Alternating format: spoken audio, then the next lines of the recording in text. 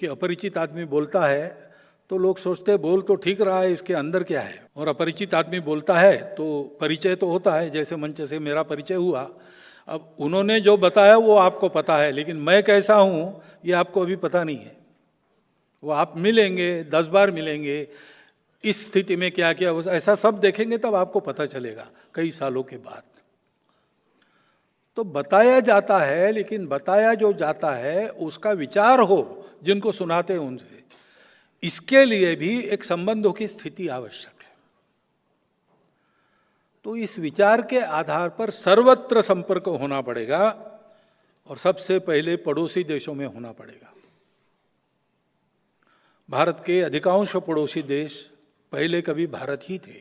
लोग वही है, ज्योग्राफी वही है, नदियां वही है, जंगल वही है, सब कुछ वही है, बस नक्शे पर रेखाएं खींची गई।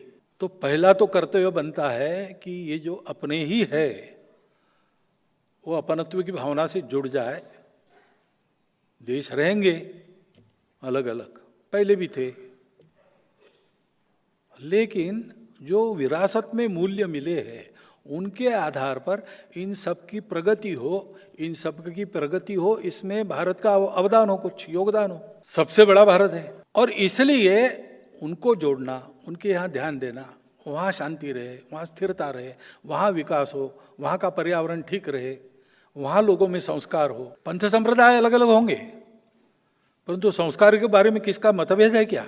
ऐसा बिल्कुल नहीं है। इसके लिए हम प्रयास करते हैं तो सभी जाति वर्ग के, सभी पंथ संप्रदायों के लोग इसमें सहमत है, ये सब हो।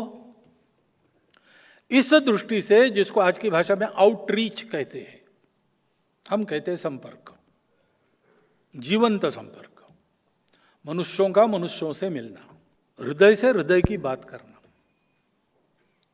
Man to man contact, heart to heart talk, यह शुरू होना चाहिए। उसमें से जो विकसित होगा उस वातावरण के चलते ये संबंध परस्पर पूरक बनेंगे, अच्छे बनेंगे, विश्व के लिए उपकारक बनेंगे।